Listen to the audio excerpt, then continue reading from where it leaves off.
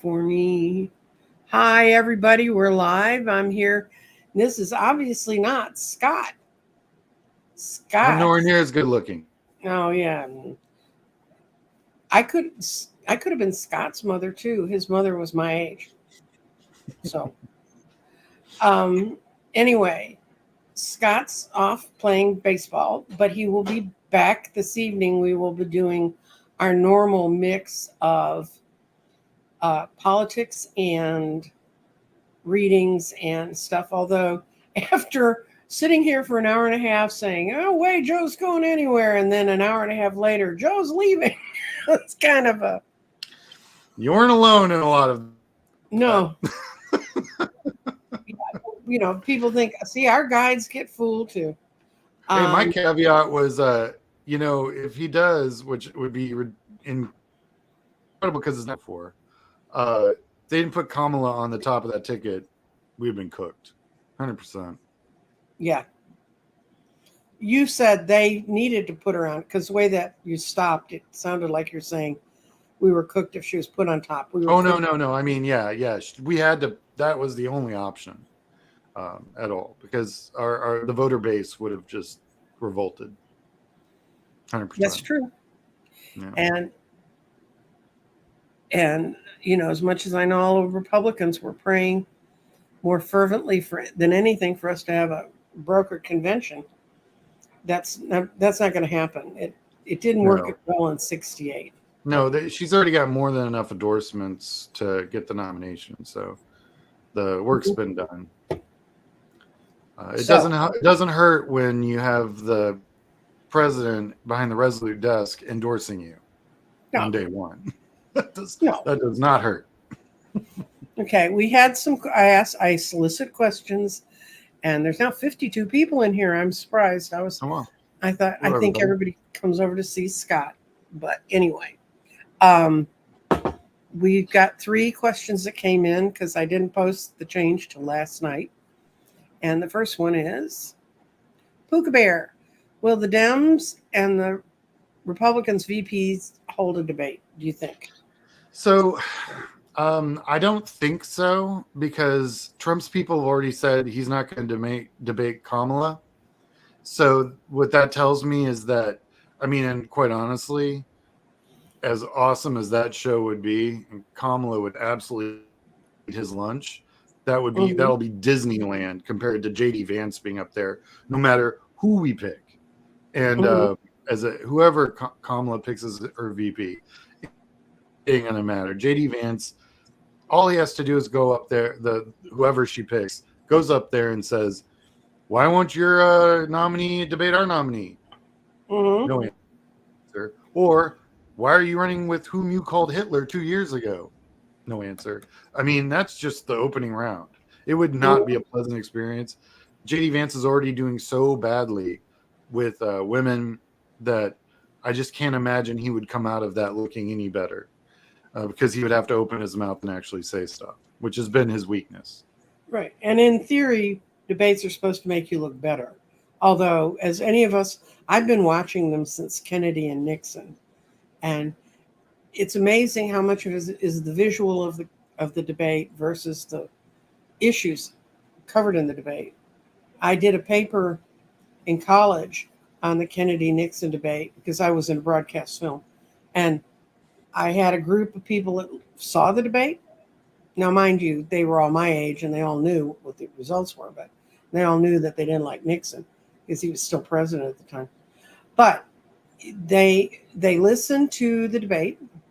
They watched the debate on the TV, and then I had a bunch of people that listened to it on the radio because when that debate happened, there were still a lot of people that got all their news from radio. And the people who heard the debate on radio thought Nixon won. The people who saw the TV debate thought Kennedy won. When I showed it to people, those many years later, about 12 years later, they all agreed that the visual had that much to do with it. That started the whole thing of having to find handsome or pretty candidates. And, you just couldn't push them out of the back room and say, here's your proof. Trust me, Mayor Daley never would have been the mayor of Chicago based on his video killed the radio star. It's a thing. Right. Absolutely. Yes, I know. And by the way, Sean's having some problems with his internet this morning. We're going to marshal through it. The next question is, will Kamala's VP pick be a governor or a senator from one of the swing states? So my money is actually on Shapiro, governor of Pennsylvania. But quite honestly, I went through that list. They're all good. There's not a weak link in the chain.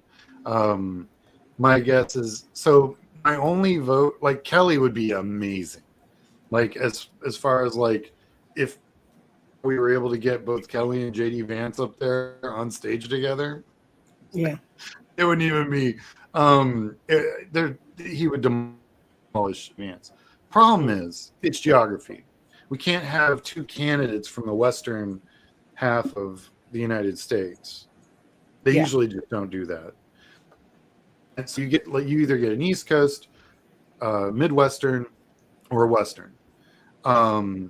You don't get two Western, you don't get two Midwest, you don't get two East. And anytime we've done that, it's never worked out that great. Well, the exception to that rule was when Bush ran with Cheney. Sure.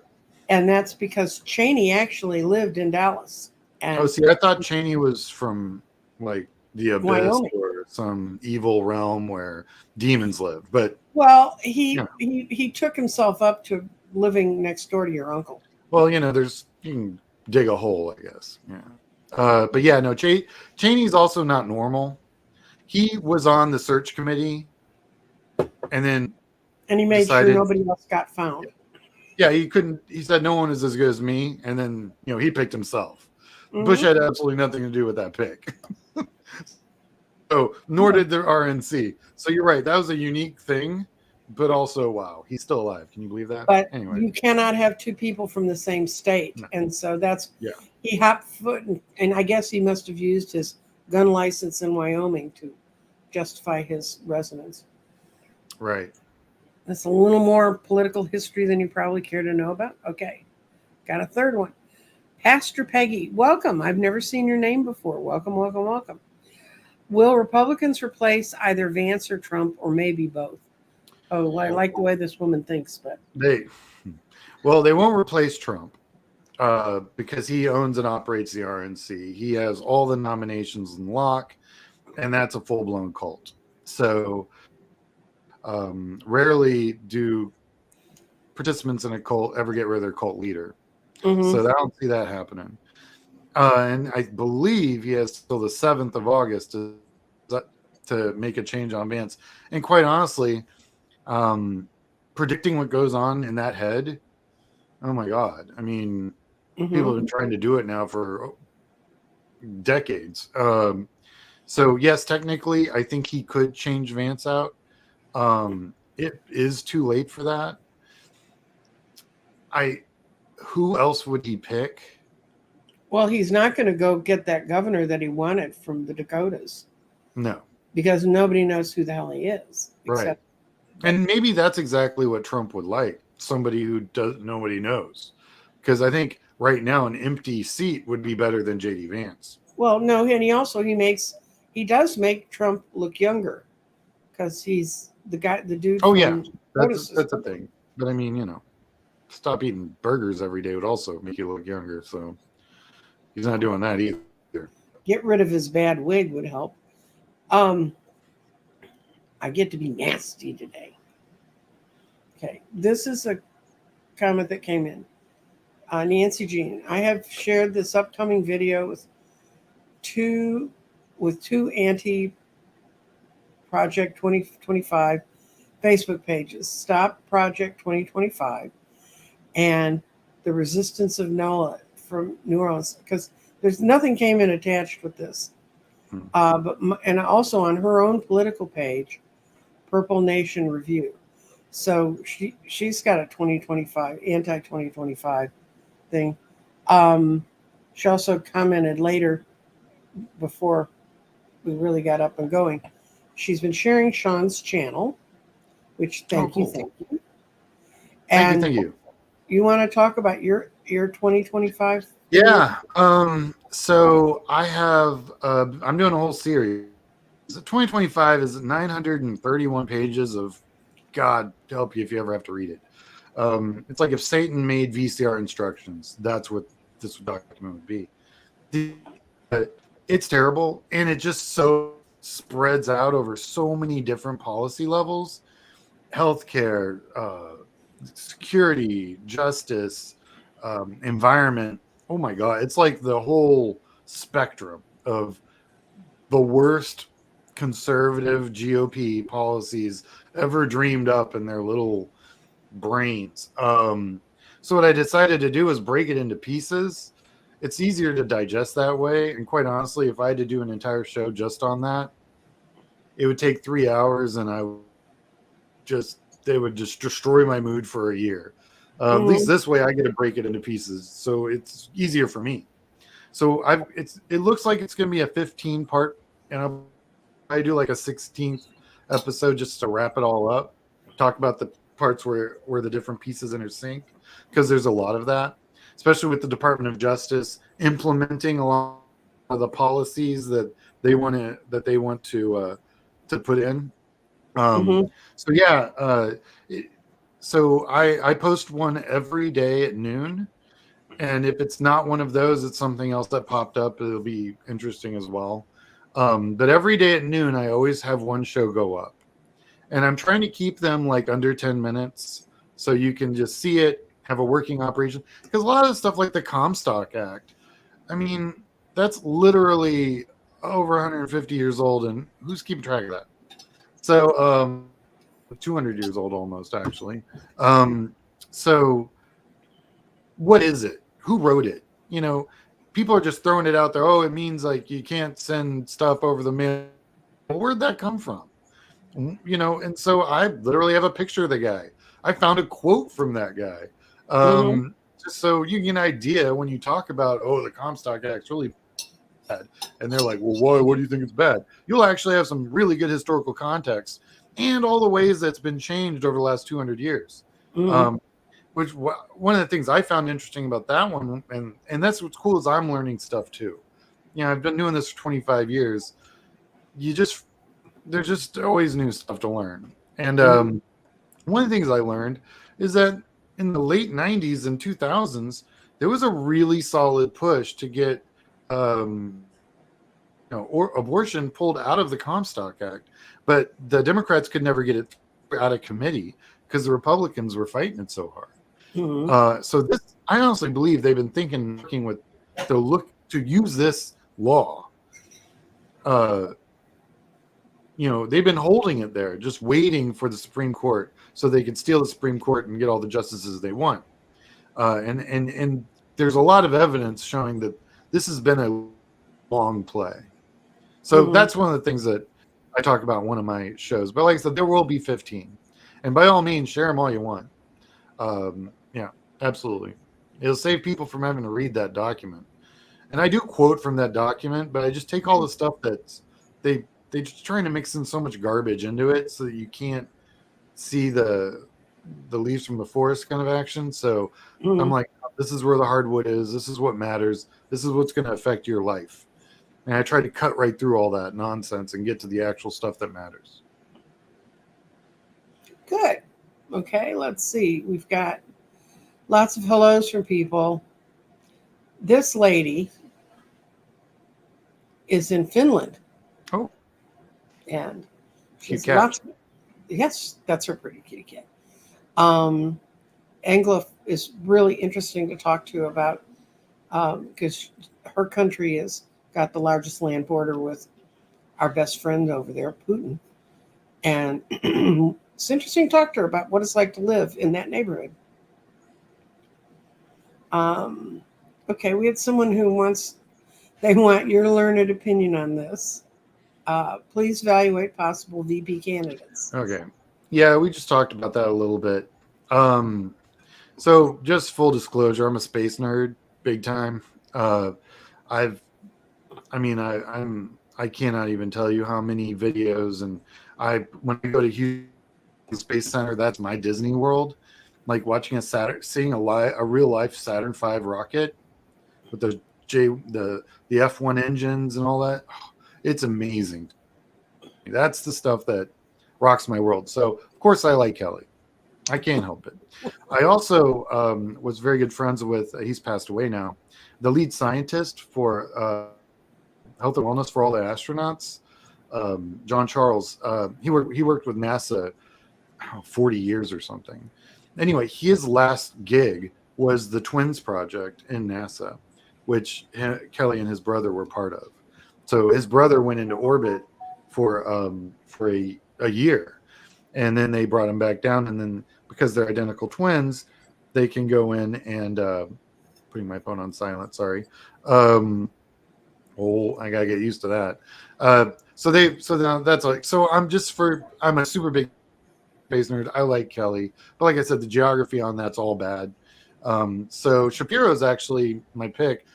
I worked on Obama's campaign. Shapiro reminds me a lot of Obama when he speaks, and having somebody out there doing that ain't never going to hurt anybody. So I'm kind of big on Shapiro, to be honest. If I had to pick, that's the smart pick. Plus, it's Pennsylvania. It's a swing state. I've got a lot of friends who have worked in that state. I have friends who live in that state. I have quite a few friends in the field right now in that state. And they tell me that it's definitely a swing state. Mm-hmm. Weird economic issues, real weird social issues. The Republicans have been doing lots of damage over there quite a bit. The good news is a lot of the infrastructure bill that Biden got through, that $40 billion, it's been a lot put in there. So there's a lot of job creation going on right there. So that's, he's got a really compelling story where that one major through highway that went across Pennsylvania collapsed, the major bridge, and I don't know which city. That road, yeah. Yeah, and they said, it's going to be down for 2 years, and they were talking about the economic damage it was going to do to Pennsylvania, and they fixed it in 8 weeks, 6 to 8 weeks. Yeah. I mean, I've seen them work on roads. Let me tell you, Buttigieg wouldn't be a bad pick. I've seen him floated around quite a bit. He knows his stuff, military background. Speaks 6 languages. You could. What are you gonna do? The guy's really smart. Mm-hmm. So he's also a good pick, I think. And he's from a Midwestern state, so that works. He was from Indiana, but he lives in Michigan now. Right. So that would work pretty good. Like I said, it's got to be an East Coast or Midwestern. And I think as far as the Midwesterns go, those are my 2 faves. So, that's at this point, it's a full-on horse race. And there's plenty of and they could go with Kelly. I mean, they could just say, you know what? Plus, the governor in his state can pick the successor. So there's not any questions to who would have that seat. A Democrat would keep that seat. So that's kind of a big deal. So. Okay. Well, we now have run through that. Let's see. Good morning. Oh, somebody's in lurkland. Lurkland is where they're listening to us and doing their housework and stuff. So we could talk about how Kamala's race is going. Okay. I do have a couple more comments. I like to let their stuff in. Yeah, I was hoping Walsh isn't her pick. He's a great Democrat, but there wouldn't be a good chemistry in their presence together. Yeah, Walsh is a bit of a Midwestern governor. I know the type, and he's not setting the house on fire. Oh, this one. Okay.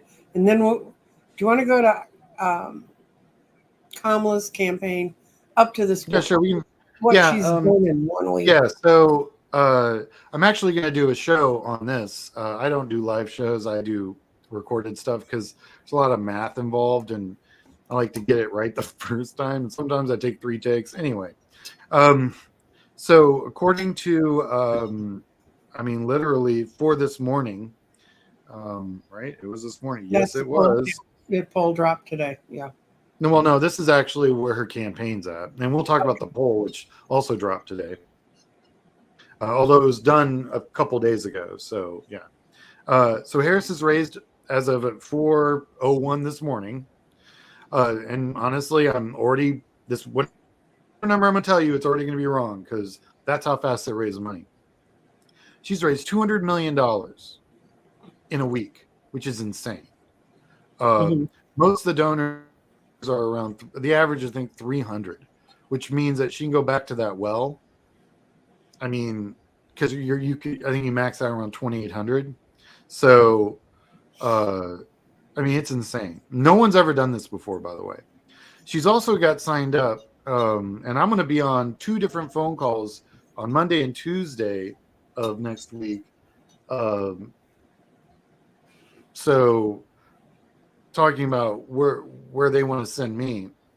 But next week, that's 401 this morning, 170,000 volunteers.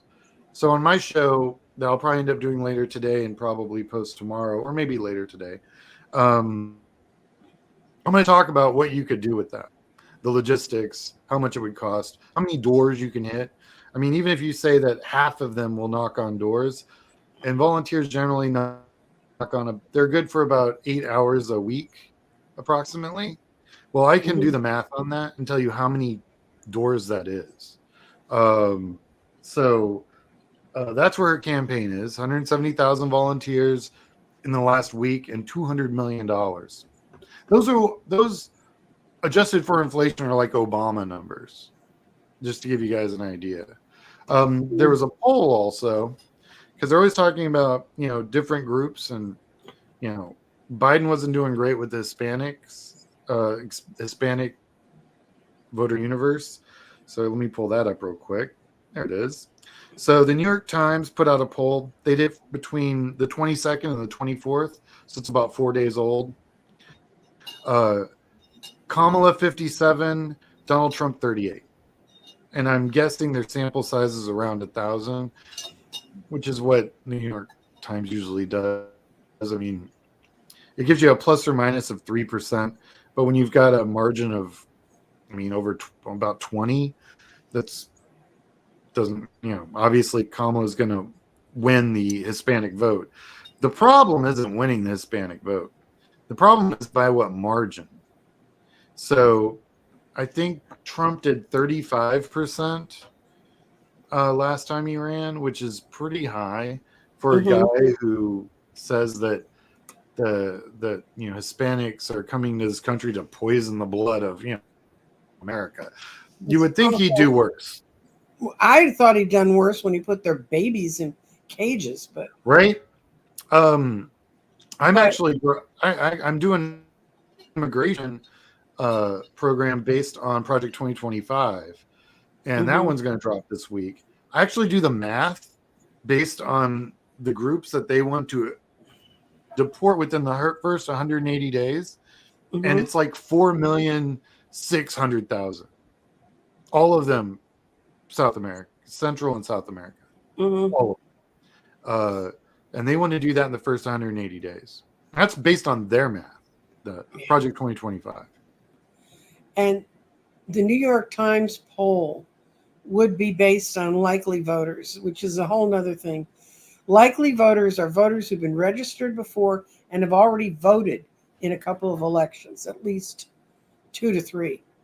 And if you look at the number of people who've just registered to vote, and what was that first day when it was 300 and something thousand, and 83% of the people on there, because you have to tell your age when you sign up to vote, 83% of them were under the age of 33. Yeah, that's the Republican and worst. None of those folks are going to show up. No, they won't pull any of them. They don't have a primary history. They have a general election history. So another interesting statistical fact that I read was that since the last time Trump won, which was 2016, 20 million nationally of boomers, the older boomers, have retired into the infinite beyond, and 40 million ex-gen have registered to vote. So there's a huge demographic shift just in the voter universe overall. That is a big deal. and that's going to play out quite a bit. Mm-hmm. Okay, we've got this question.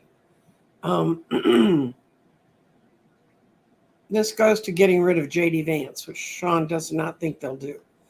But the RNC they're so desperate that they would ask Nikki Haley to get on this ticket. They can't. The Republican conventions happened, so that's not even a thing. Nikki Haley does not have enough delegates. She never had enough delegates when she was running. She was winning like a third of the Republican primary, best case. So the Republican primary is decided. There's absolutely no way Nikki Haley. In fact, Nikki Haley's now endorsed Trump. In fact, Nikki Haley's suing one of her former Nikki Haley PACs, who is anybody but Trump. And they're going off and doing their own thing using her name. So yeah, they gave the money they collected. They gave the money they collected to Kamala. Yeah. Oh no. Yeah. They gave a couple $1 million to Kamala. That's what she's suing them about. Yeah, but it's not her money. It's not her money. Also, she can't participate in their PAC because she's a candidate, and because of Citizens United, the whole point is you do not coordinate. Which, by the way, they do. Yeah, but you're not supposed to coordinate. So you can't tell a PAC how to spend their money, even if it's got your name on it. So what she's saying is you can't be using my name. Sorry, you're a public official. You didn't have a problem with us using your name. You were running, and now you have a problem with us using your name. Too bad, so sad. They'll hear that case in February of next year. So good luck. Good luck. Yeah, your money's going to be spent. Nikki. Okay. Okay. Comment. It's hard to run all this, guys. There are a great many VP candidates, but it makes me sad that pretty much one will have to be an old white man to balance the ticket. But yeah, I would rather have that than Trump. So so would Cold Toe. She lives in. Her name doesn't tell you this. She lives in Alaska. Oh, and she and I were talking yesterday. She was adopted into the United States, and her family came to her and said, if he wins, we'll run you across the border to Canada, because they're afraid that they'll try to send her back to where she was born. Well, Alaska's an interesting place to do politics because you guys got a U.S. senator in on a write-in candidate. That is amazing. I mean, that never happened. U.S. senator in a write-in? That never happens. And I mean, you understand Alaska has fewer voters than Dallas County. The entire state. But they have 2 senators. So that's fine. Okay. Well, this is for Angela. She saw the report that U.S. had B-52 had 2 B-52s escorted by Finn Air because they were so close to the Russian border. And but they're now part of NATO, so get used to it, guys. Yeah, no, they're part of NATO, yeah. And I don't know if those are B-52s. B-52s can fly. They do a lot of flying like that. That's true, but they're not really escort planes. I mean, listen, they were escorted by the Finnish. Oh, yes. Okay, got it. Now I get it. Yeah. Okay, yeah. No, that makes sense. Sure. Yeah, that makes sense. Because they're NATO, so they're gonna have, and I can guarantee you they have B-52s stationed all over Europe at this point. Oh yeah. No doubt. Okay, this is someone from a swing state, but not a senator, unless the senator can be replaced by the Dem governor, like Arizona. Like in Arizona. Every state has its own rules on replacing senators. And so certain states have like weak governors. Like our governor here in Texas is a weak governor. They really have almost no power at all. Declare disasters. They can set the agenda for special, but really, like in Texas, our two most powerful electeds is the railroad commissioner and the lieutenant governor. Nobody knows that. But yeah, in Arizona, they have a strong governor because, I mean, Arizona population-wise is, like I said, smaller than DFW. So I'm not saying it's not a real state. It's a real state. I love Arizona. It's real pretty. But they're just not big. And it's not that many people. Smaller, less populated states tend to have stronger governors. The reason Texas has a weak governor is because of all the paranoid cattle ranchers that started this state. Mm-hmm. That are now own all the vineyards. Like I said, every state's a little different. Yeah. Cattle ranchers and cotton growers that now own all the vineyards. It's a weird state to live in. Okay. It's a weird state. We've kind of answered this, but she may live there. What do you think of? Do you have any thoughts on Walz, the guy from Minnesota? Yeah, I mean, I honestly don't know a lot about him, which might be a good thing. But like I said, Minnesota is definitely a swing state. Mm-hmm. So I mean, he'd be as good a pick as as any. But it's definitely, I don't think he's running in the top 3 right now. He has a good record as far as being a governor. Oh, but yeah. I don't think it's one that. I mean, if I had to pick between Minnesota and Pennsylvania, I'd pick Pennsylvania. Mm-hmm. Yeah. Oh, this is an interesting question. VPs do tend to sort of become part of the wallpaper. Now, Kamala really, she was out there doing stuff. Of course, our press was so hard on her, they never gave her credit for stuff. And also, Biden, what she was given was what she was given was insanely difficult. They said solve immigration. Yeah. I mean, no one's been able to do that in 50 years. So, I mean, no real law has been gone through the Congress in decades. That's the other plus on Kelly.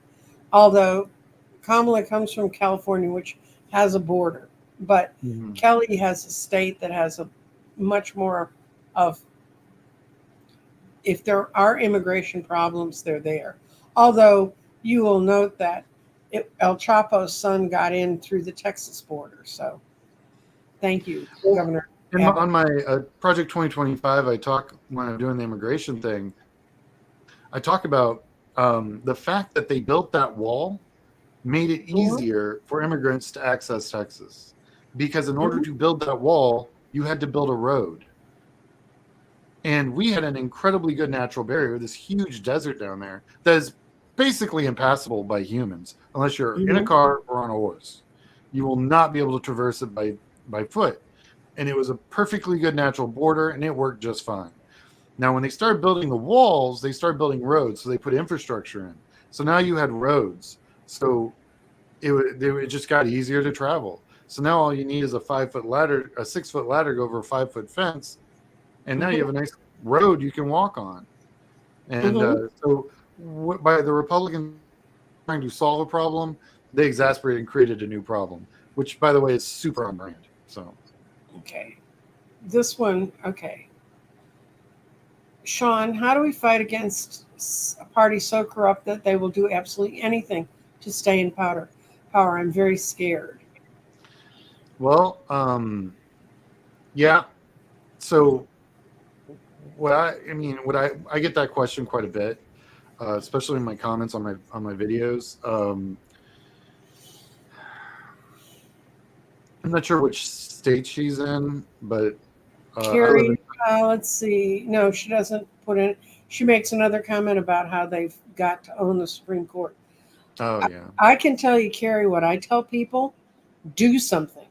Right. I don't care if it's that you're terrified of political situations, or if you're fighting your own personal traumas and demons that you chose to fight in this life according to your chart. Whatever it is, if something really makes you fear, that the best way to fight fear is to take some kind of action. because as soon as your body starts moving, it starts shifting the energy. So I don't know You feel where like you have control, which is better for your Right. mental state anyway. Yeah. Right. So, whatever outreach you can do for your party. I had a lady who wrote me this last week about how could she get involved. She already called her county party, got 100 postcards, and because she can't walk, she has limited mobility about getting out. So they brought it to her house, and she's doing. And she said, "I'm so excited because I can do something." She's my age, and she's never really participated in politics. So do something, reach out to someone, join a group, call the League of Women Voters. Get informed. It's great. I would honestly, this is how I got elected. Everyone brought somebody to vote. We made a party of it. We all went to vote together because I was also in the campaign, and you got to pick your windows when you could actually go vote. And we always have to vote early because we never know what's going to happen. You always have to vote early because the closer it gets to the election, the less time you're really going to have. So what we did is we just, as a group, went all voted, because in Dallas you could vote any precinct if it was early voting, which was awesome. And then we all went to lunch and just made a thing about it. Just made it an event, and that way you knew all of your friends got. I actually ambushed my friend and registered to vote, and now, I mean, my God, I created a monster. She votes in everything now, so I basically, hey, Lou, can you come over here and help me with this? And she's like, what is it? I'm like, you're registering to vote. And I registered to vote and got her all figured out and watched her walk over and put it in the mail. And then she joined us for lunch and we all went out and voted. And honestly, so that's what I would do. I would just find out if your friends are registered to vote. There are ways you can look up your friends on different county websites to find out if they are registered to vote. I do that. Because sometimes people lie because they feel bad because they're not registered, and it's like they haven't gotten around to it, or blah blah blah. It's a million reasons. So you can work around those and just make it a thing. When you go someplace, bring voter registrar cards. I guarantee if you go to your county party or the U.S. Postal Service, they'll have the cards, and you can go and you can take those and you just have them in your purse. And if you're hanging out with friends, I'm not registered, or I need to change my registration, boom. And you would be surprised how many just by yourself, how many people you can register between now, or help register, because some states are all different with those laws, between now and the cutoff. Right. In 2016, I was still reading at table because COVID hadn't happened yet. And I was reading in a vintage store. And I had voter reg cards on my table besides my tarot cards. And I had two kinds because I was a deputy registrar. They could fill it out and I could take it and deliver it for them, or they could fill it out and vote it in themselves. Eventually, Gretchen opened up a table in the store and put out all the voter reg materials and a little sheet on what you needed to do for the days I wasn't there. It was absolutely amazing. We had people driving from North Dallas that had moved here from other states. They couldn't figure out how to register to vote. So they heard that if you came to this vintage store, they had all the stuff you needed. And which ironically is really down the street from the actual Democratic County Party's headquarters. Well, or it's, and now, of course, you can do so much more of it online. Oh, yeah. But my other one was a friend of mine I thought he was never going to leave his house after Trump won in 2016. And finally, he and I talked about it, and he said, I'm so pissed. I have so many friends I found out didn't vote. I can't believe it. And what I got him to do was to go down to one of the first marches after that was in, I think it was about the Muslim ban. And he said, I can't go march. He's not much taller than I am, so he's not a big guy. I said, take a friend, go down and march. Man, we could, if you said the word march, he was, where is it? After that, he got, you get into it, you learn some things, you learn how to do things. And then what he did the next election, he had a dinner party, and he had all these people. He said, prove to me you're registered to vote. And they all did, because he has great dinner parties. And he rented a van, and it was early voting time, and he stuffed them in the van, took them to the voting place, watched them all vote, and then brought them back and fed them. So whatever There you it go. takes, whatever it takes. So, but please don't be afraid, because that's how they win, Carrie. And I agree, they're scary critters. I mean, I've been in the same room with Ted Cruz. They are very scary critters. But, we can't run away from them because that's how they win. This is from Engla. Here in Finland, we know quite well about your presidential election, and people here are on their toes. We're also very tense. Oh, listen, you're tense. We're all tense. Everyone's tense. I mean, we're tense, but we're vigilant and try to do something about it. Right. Yeah. And yeah, tell your friends in Finland. You got a lot of people over here working really hard. Like I said, in the last 7 days, 170,000 people have signed up to volunteer for Kamala. $200 million raised, which is unreal. You could canvass 18 counties in Texas. Every house that mattered in 18 counties in Texas 20 times for that amount of money. Mm-hmm. That's just me doing the math in my head. If you just did Texas with that amount of money. Sean, Melissa lives in our state. Oh, cool. Okay. And Howdy. I know, she lives near San Antonio, I do believe, unless she's moved. If your first response is, yeah, but perhaps this isn't the place for you, we're giving hope to each other. We already know what the challenges are. We've been in it for years. Sean and I both have a theory about this. We were here when Karl Rove came in with George Bush Jr.'s brain, and all of the techniques and all the stuff down up to Cambridge Analytica, learning how to go for certain groups of people to sway them politically. All that was stuff developed by Karl Rove and two other guys, and they split up their company. And one guy worked for Democrats, and Karl worked for Republicans who pay much better. And then the other guy went out and lived in the woods and didn't talk to anybody. And that's really true. And so the one we met was the one who worked occasionally with Democrats. And he explained to us years ago all the stuff they went through to create the machine, and how the way they ran things spread out, because it went from here to Florida with Jeb Bush. Sorry, Florida. And how they try to rig things and stuff. So we know, if you'll listen to people in Texas, we know what these guys are up to before they get there. And, this is one. I heard Florida villages are for Kamala Harris. What does that mean? Do you know about, the Florida villages that are all full of people my age? And they used to be so, the reason they're switching to Kamala is because it's Kamala. Is because Satan has so destroyed their state.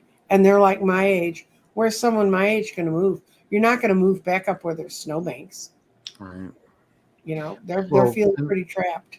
They're well, the reason they got DeSantis back in 20 was because was that 22? 22 is because DeSantis was able to outspend the Democrats 20-30-1.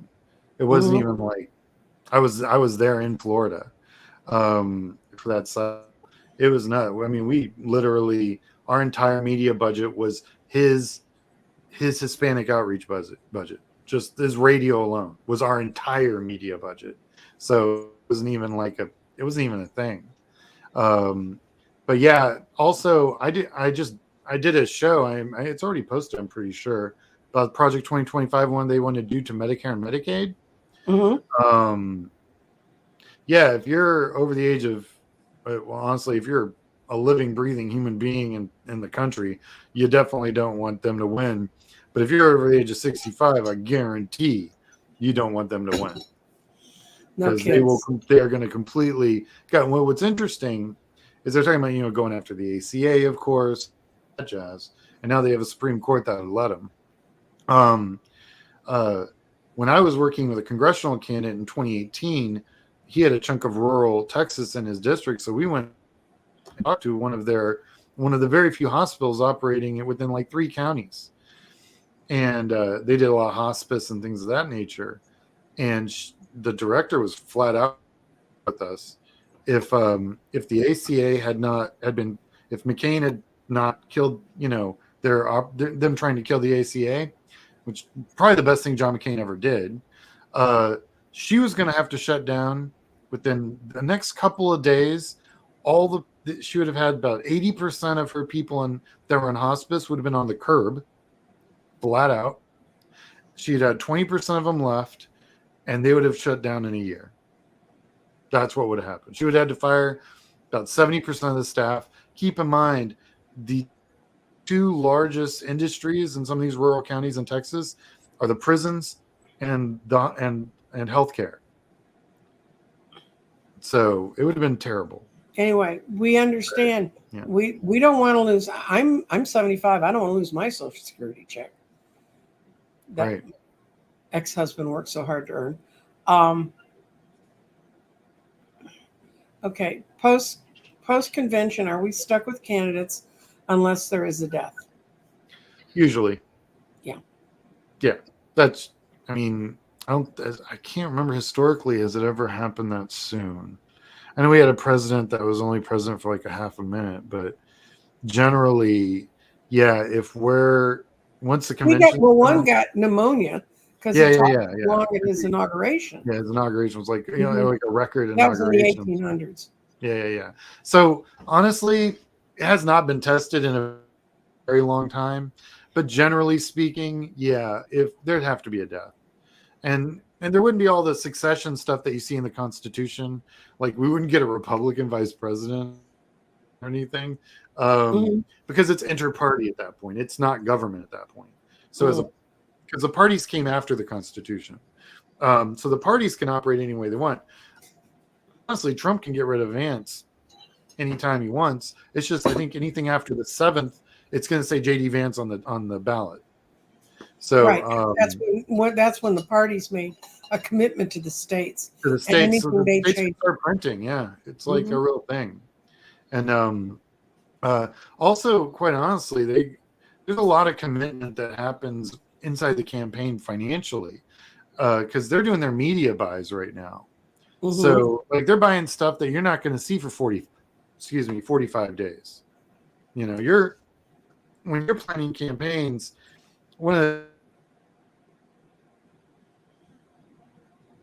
he freezes occasionally.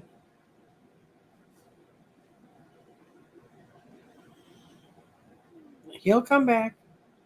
I promise. That's a long freeze.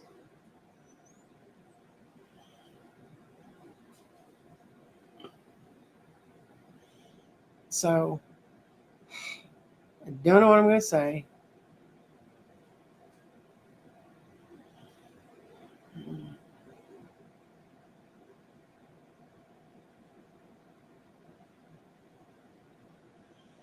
Okay.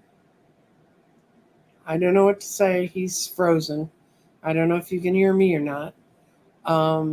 Because I presume he went away.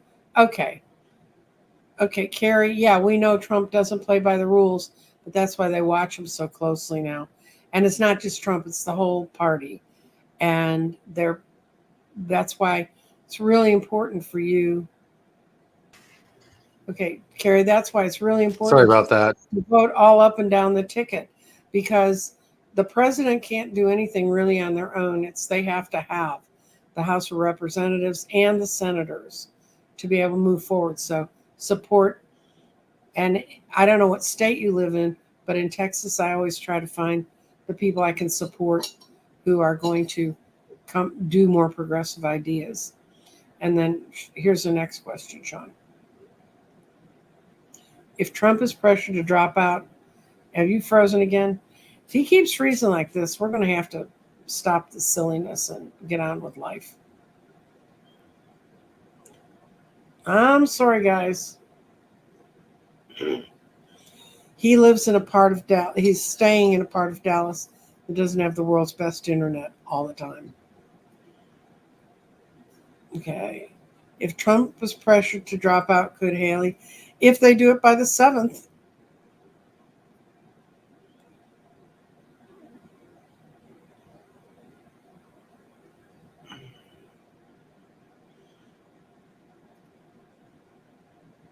And we had a person who was there when Murkowski won as a write-in candidate.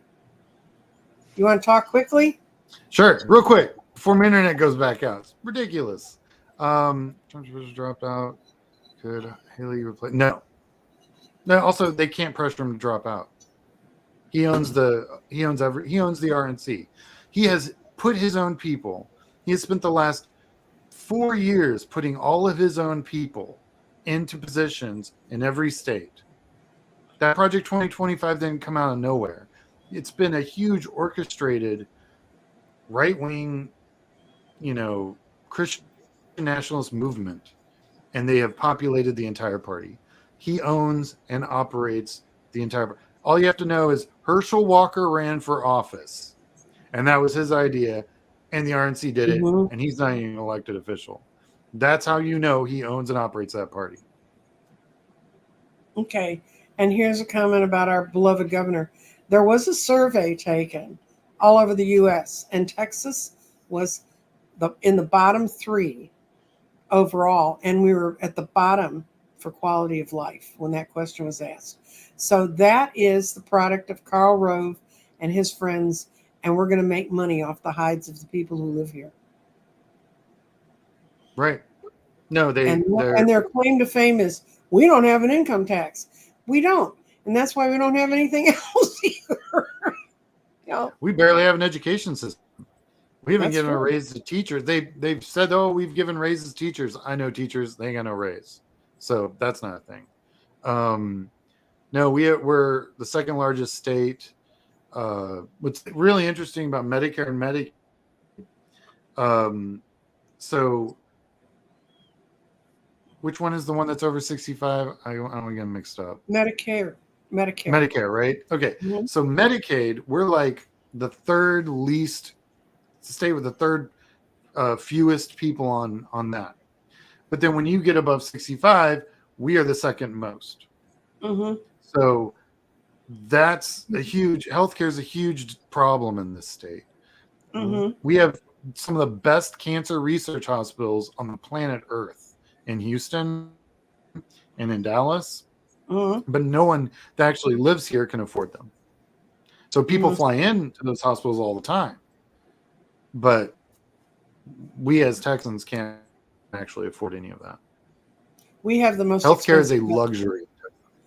Yeah, and we have the most expensive medicine. It's really outrageous. And I have families who practice medicine in other states, and I know what the prices are. Okay, we got Louis DeJoy. This is my favorite guy to get rid of. DeJoy's days are numbered. He's the Postmaster General because Biden has just nominated Val Demings. I don't know why he's still there 4 years later. I cannot figure that out either. I'm not super familiar with the U.S. Postal Service of governors. And that's definitely a blind spot on my part.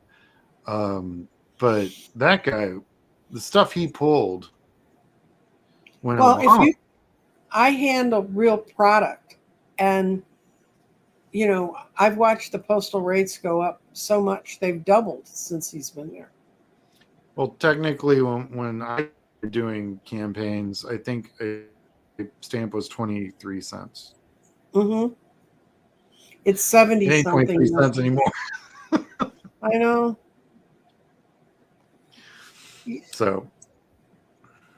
Okay, everybody go like, subscribe, or share. Oh yes, please go find. Yeah, that's my YouTube channel right there, CLSB Politics. Yeah, please like and subscribe. Check out my videos. I drop one at noon every day, talking about Project 2025 or whatever's going on politically.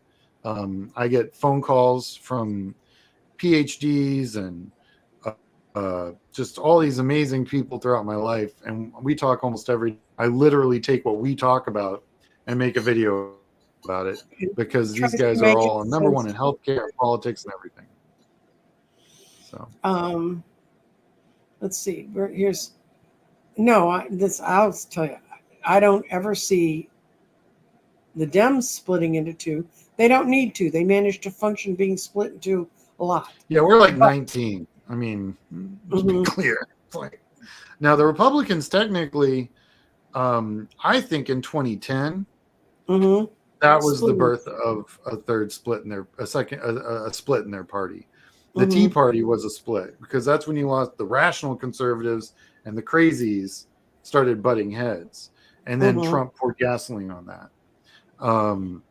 I think that, but I mean, third party is, always an interesting thing. I mean, I think Michigan has 2 Republican parties right now. Right. That's pretty much all you need to know about that. And Sean, is your show about voting as an independent, is it up now so you can explain? No, I don't know. Yes, I do have one that I did. It's about a week old. I'm doing a second one, but you're welcome to go look at that one too. But this new one I'm going to put up actually has a little cool thing that shows you the math, because I was told that if I'm going to do a video about math like that, I need to have an illustration. So I worked on that last night to talk about that and why voting independent is usually a terrible idea. It's always a terrible idea. But I love it when Republicans do it. And I show the math, like if a Republican votes independent, how much does that help Democrats? If a Republican votes Democrat, how much does that help Democrats? And I show you how the math works. Because it's not just 1 + 1. Because they have to go find a replacement vote. And they were counting on that vote. So it's in their matrix. There's a whole lot of, and then we get an extra vote. So they lost a vote they can commit upon. Then they got to go find another vote. And then we get a vote. And it really messes with their math and the GOP side. And vice versa. So I kind of work out all that with how that all plays out. Because it's not just one guy moves over here. It's because parties rely upon certain turnout and put that into their, so when they go after votes and try to get those swing votes, they're not going after that vote because they think they already have that vote. And when they don't get that vote, it's like getting your legs cut up from under you. It's awesome. Right. It happens to the Republicans. Okay. And this is from Coltos. Somebody asked about who is her congressperson. She's in Alaska. It's Carrie Daigle. It's wonderful. I hate that they diss her because her background in salmon fisheries. She is a UPIC, and there has thousands of years of history in life and traditions. And also, Coltos did a thing on she won because of weighted voting. That's where you have your chances, and then if nobody gets to 50%, they lop off the lowest ones until someone gets to 50%.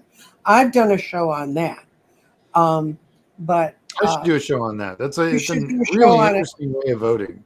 I like it. And it's not, once you really look at how the numbers flow, it's not as confusing as you think. And Carrie Daigle is going to fundraisers. She's reported to us. She's the one who's said she's been afraid.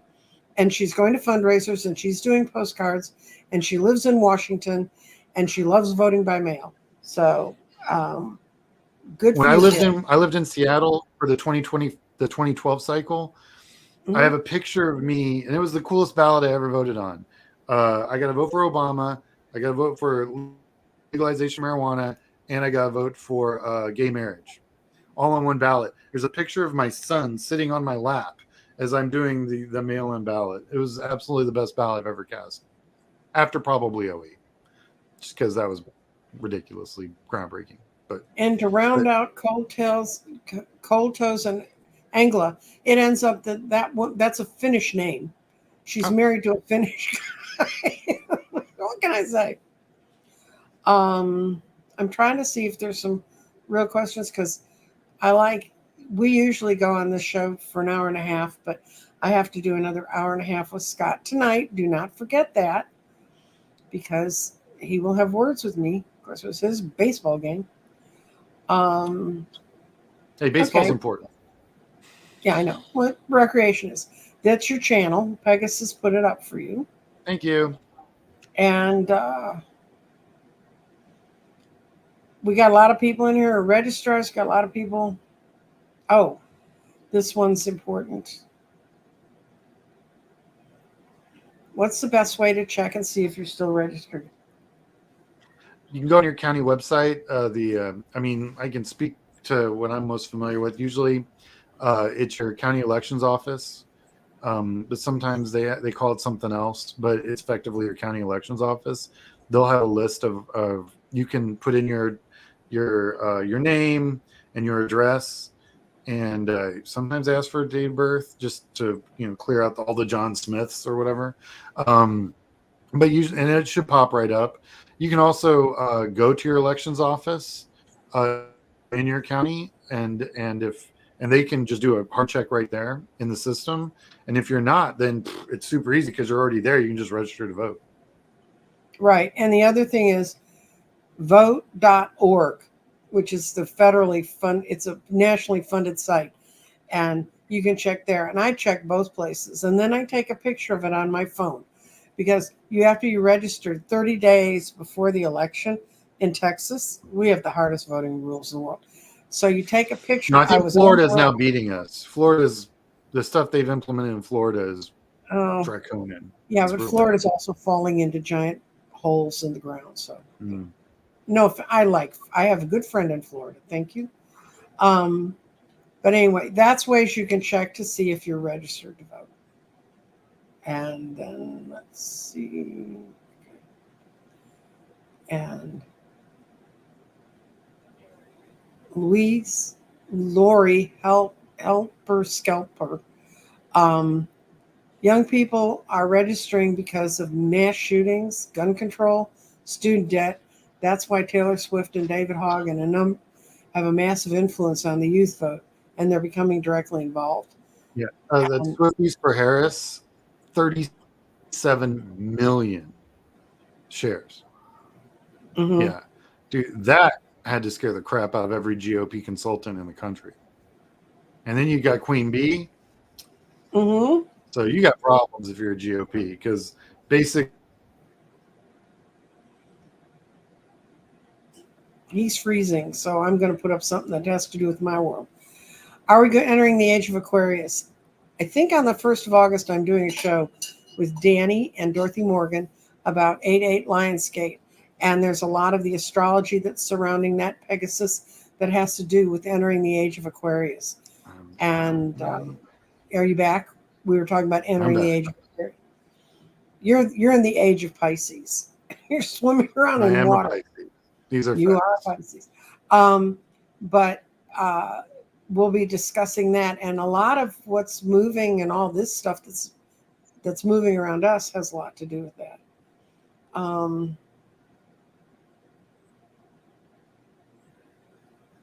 Okay, this is a Karl Rove. Bright shiny ray said out loud, I think, that elections can be changed, but only within a couple of percentage points. They have to keep the election really close for them to be able to run it. It's like in Texas, if you're a Democrat and you're going to turn the state blue, you can't do it blue by a little bit. No. Because our attorney general is freaking felon, so, he'll do whatever he needs to do. Texas is really a blue state. It's a not voting state. And I hope that we're getting some things on that. Yeah, it's like 19% vote Democrat, 21% vote Republican, and 60% don't vote. Mm-hmm. And sometimes they don't vote because it's so hard. And sometimes they don't vote. Yeah. Sometimes they don't vote because they're working 3 jobs. And they're confused. Because Texas is insanely expensive. And Texas made the mistake a couple of years ago when they thought they were going to be all Republican all the time.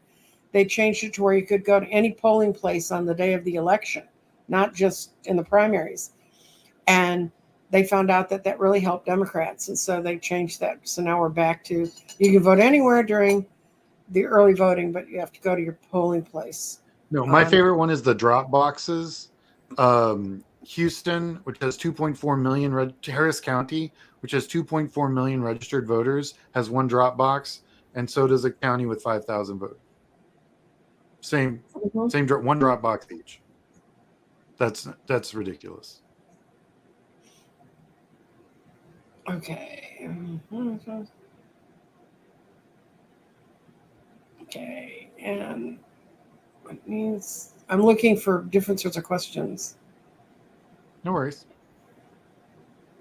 I agree with you, Cold Toast. People don't understand that ACA is Obamacare, and a lot of people do not understand what that health insurance does. Texas still takes more federal tax dollars in than it lets go, than we pay out. But we don't take anywhere near the advantage of what we should. But California and New York don't take as much back into their own states, but they have thriving economies. What is California? If it broke off from the U.S., it'd be the 8th largest economy in the world, despite what Elon Musk wants to do. Okay.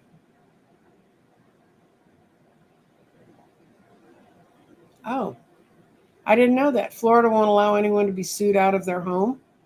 That's why Trump moved his business there. I don't know if that's true or not. I know in Texas they can't. I know in a lot of states, if you go bankrupt, they can take your house and everything. In Texas, they can't do that.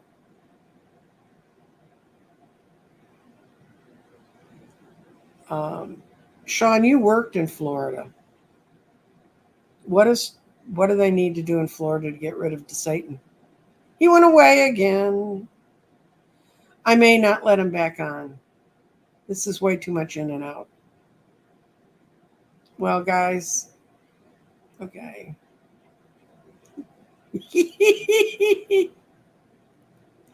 Okay. You got one more shot, kid, and then you're All done. right, one more. I got just enough internet for one more question. Okay, what does Florida need to do to get rid of DeSatan? Are you hearing me? It's Yeah, on I'm this. hearing you. Okay. Are you going to answer Oh, that? oh my God! Get rid of DeSatan. So the reason he's there is because the GOP money was really done with Trump, right? Mm-hmm. And they threw, like, I talked to a guy who worked in his campaign, because we all actually do kind of know each other. Um, he said if there was something, they ran out of TV they could buy in 22.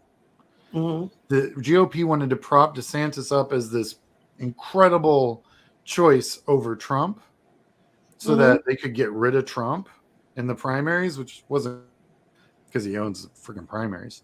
And also DeSantis is a terrible candidate.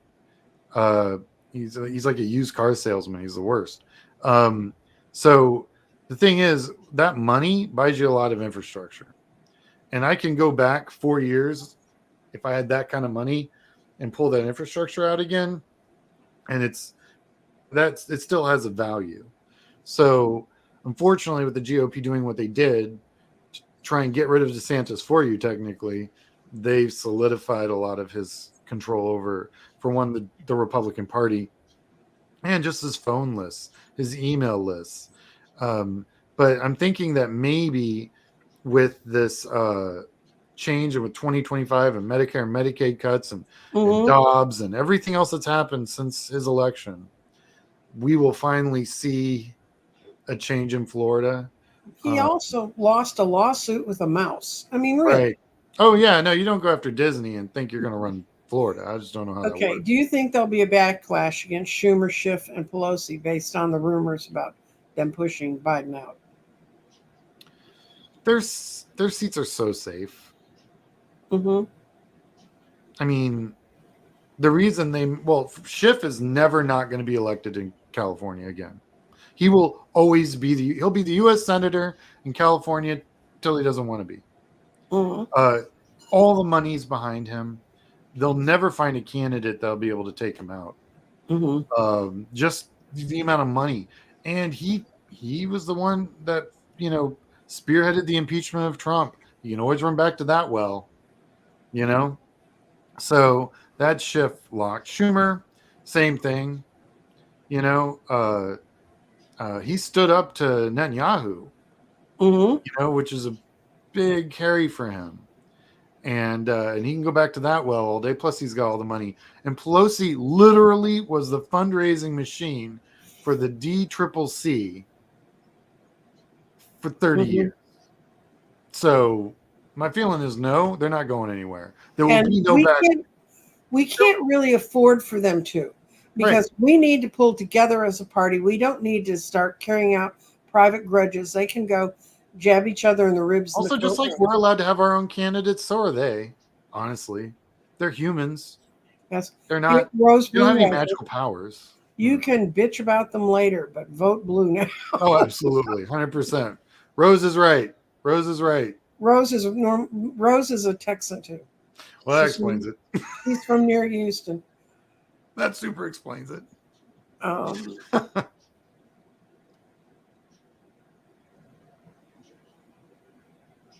No, I don't think I understand this question. Could independent operate as a Republican branch removed from the DNC and elect another member to run?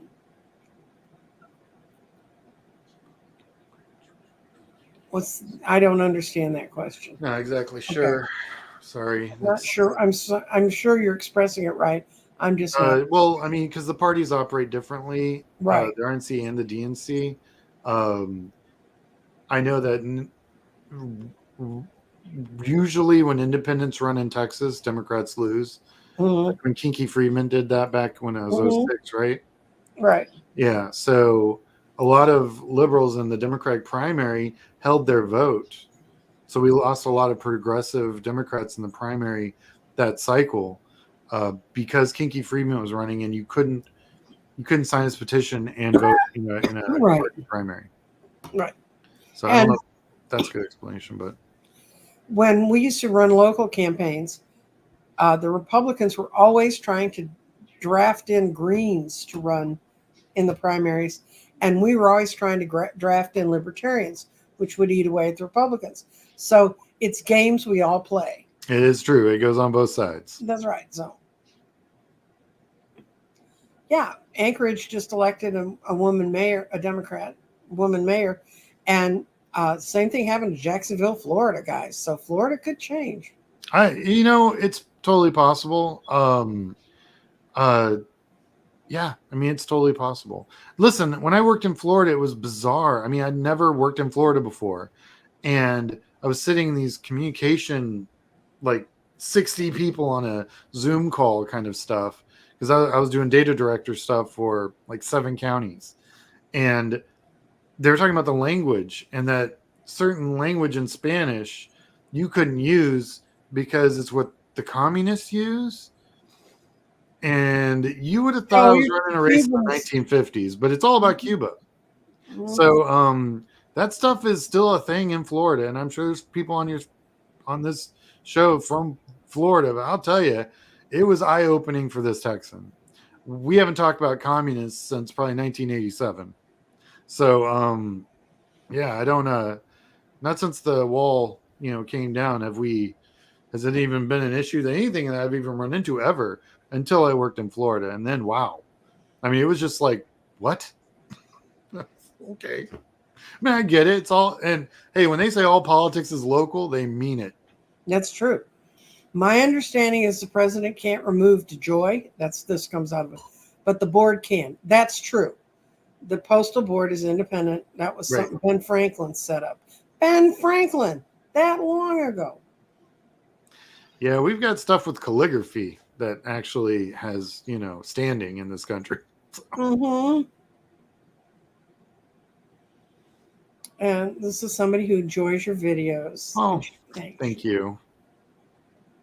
Thank you, Linda. Appreciate that. Cold Toast wants to know if you have a PayPal account. I do, but I don't have it on my site yet because I need to generate more eyeballs. PayPal, YouTube's kind of weird like that. But feel free to send it to Nancy Jean. I know where she lives. I will make sure it gets where it needs to go. I know where she lives. Yes. For the very few of you who probably don't know this, Sean is my son. That's why he knows where I live. Rose Blue, you can be an independent and vote. We're not dissing on Oh independent. no, yeah, I mean that's cool. I mean, Being an independent's fine. Just don't vote for an independent candidate who's taking out of. yeah, I mean honestly, a lot of my Republican friends, they're not even Republicans anymore. They're independents, and they'll look at it. They look at the math, and they're like, I don't want to throw my vote away, but you got to look at what's the most centrist of the two people that are running in either party, and it goes up and down the ballot. I know guys who split their general election vote all day, protest voting, you name it. But what they won't do is they won't vote independent because they know that's a non-answer to the problems that they want solved. And so I think independent voters bounce between both parties. And statistically, actually, that's very true. If you look at 2022 and what happened there, apparently everywhere but Florida, the independent vote went 4-1 for the Democrats because Trump was talking about getting rid of the general election. He didn't think that was necessary anymore, right? He's saying that stuff right now. Yeah. And since as an independent, you don't vote in primaries. What you get at the end of that, in the general is what you got. So if you've got one candidate saying no more general elections, and there's only one candidate saying that, then that takes away the voice of the independent vote. Hence the reason they went 4-1 for Democrats in 22. That's why there was no red wave. That's right. That's the math. And speaking of weird independents, let's talk about the brainworm. For one thing, I don't think I could listen to that voice for 4 years. Oh, God. Just for the record. That's been the best thing about this week. They've played so little Trump. Oh, it's been really nice, actually. I'm not. Yeah, and it's been nice to not just accidentally turn the news on and have to listen to it. Listen, I'm gonna be straight up with all of your viewers. I mute him. I mute him a lot. There's nothing coming out of that face I need to know about that 2025. I had to read 931 pages of that crap that comes out of his face. I don't have to listen to it. I mute him when he's on MSNBC. I mute him when he's on CNN. I don't listen to him because he hurts my brain now. I've gotten to the point I could do his speeches. I just got to hit myself in the head with a 2x4 and just start rambling. No, dude, you've never been that stupid in your life. It's hard to imitate his speeches. Well, like, I don't know how much drinking I'd have to do. There'd just be so many things you'd have to do. Yeah, it'd be difficult. But so, yeah, it's hard. Yeah, as far as Kennedy goes, he's a joke. His own son videotaped him talking to Trump saying, "Don't worry, I got your back." I mean, the guy's not even an independent. He's what we call a stalking horse in politics. Bernie Sanders is an independent. Oh, no, I like Bernie. Yeah, but she said he hasn't tried to run as an independent. No, he is an independent. He caucuses with the Democrats, but he's an independent. Oh, absolutely. And that's great. And in a state his this size of his, you can pull that off. Yeah, Sean's worked up in New England, and their state parties are smaller than Dallas County. In the Dallas County, yeah. I mean, it's not to say they aren't real states. They're actually very beautiful states, and actually, I love those states because it's like everywhere you go is like a museum. It's really cool. I'm a big, founding fathers kind of our independence. That's like kind of my favorite U.S. history part. So walking around Boston was amazing. It's like everyone you ever read about is, there's his gravestone, But yeah, in his state, I mean, you could technically knock on every door. That would cost $40 million to do that here in Texas. We met Whitehouse when he was running, Sheldon Whitehouse. He had to come to Texas to get a check, and they were having a luncheon, and they invited us to come and meet him because they didn't want an empty room. The people who give to those things don't always want to come meet him face to face. So anyway, we went, and we were what they call cadavers, and they had very lovely lunches. And I got to sit next to Sheldon Whitehouse, and I was telling him that I did field programs on ground, and he had walked every house. Because you could. Because he could. Like you actually logistically could do it. It's insane. I mean, Harris County has 2.4 million registered voters. That's where Houston is. The other 4 counties that kind of buttress it are another 600, 700,000 voters, registered voters. So just in that little nugget, you're looking at, what's that? Like 4-5 million voters. Massachusetts has like what, 1.1 million, the whole state. That's just the Houston and the suburbs of Houston. DFW, same difference. We've got 1.2. Fort Worth's got another 7, and then you got Collin and Denton.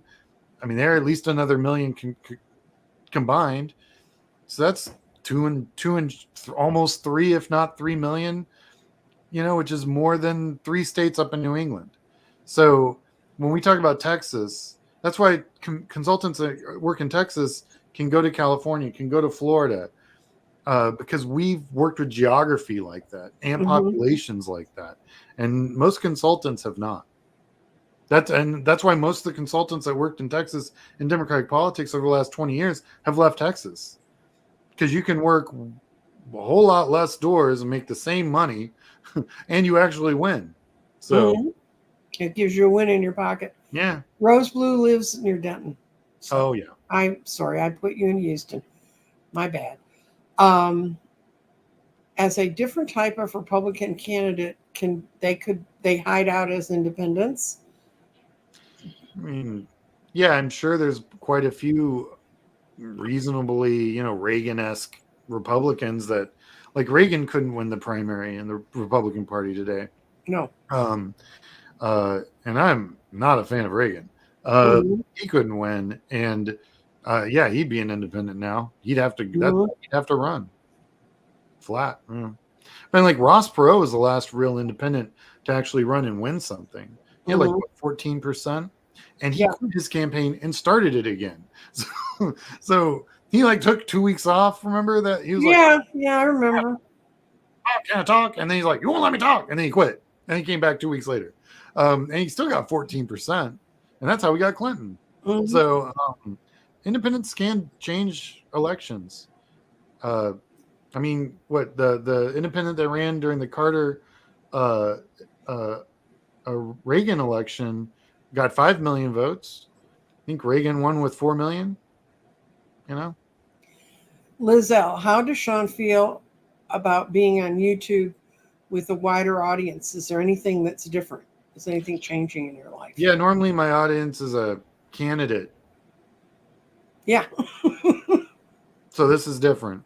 My audience is like his kitchen table, his kitchen cabinet. The people that talked him or her into running. I've done forums and stuff, but nothing like YouTube. This is all relatively new for me. I mean, besides I've watched YouTube, and I think my son probably he's 12 now, so he is going to probably start. I'm sure he'll start his own YouTube channel. Anyway, most of my experience with YouTube is through my son, to be honest. My only troll I've ever had on YouTube. My son is my grandson, Ian.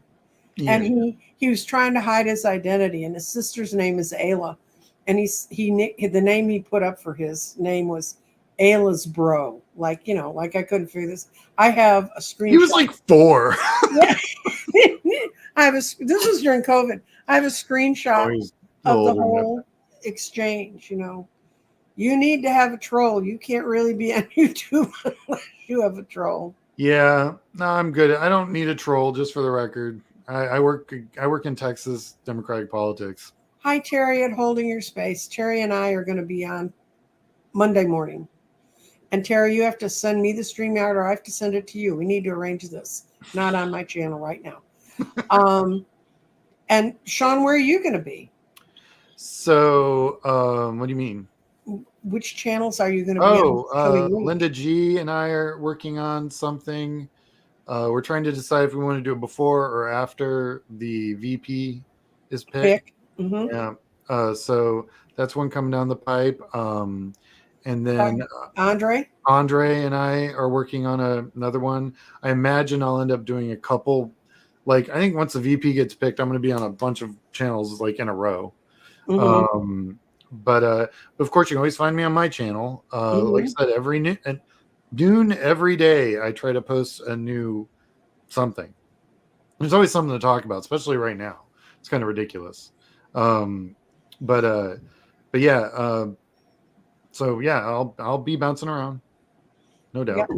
And I've got Scott tonight at 6. Please show up because he'll never forgive me if I took everybody away. I know I didn't because the majority of people come from his channel.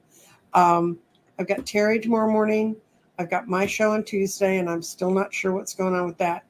And then Thursday, I have the show about 8-8 Lionsgate with Danny and Dorothy Morgan, which is lots of fun. And other than that, you just catch Sean. He's on every day, bringing in new stuff. And you're staying so well now. It seems. Yeah, I finally refilled my internet. I was like, there we go. Got more internet now. Oh. I'm in South Dallas, all right, guys. So our internet's kind of all over the place. Okay, Cold Toast is going to watch your review of 2025. Oh man, yeah. Some of them. I mean, I even mention it when I'm doing the taping. Some are just really hard to do because some of the stuff they're doing is just so bad. And I got friends that will be directly affected. I got a daughter, she's not, she's 10 now. But she's going to be 20 next week. So all this stuff directly affects, her and my son, who's 12. So yeah,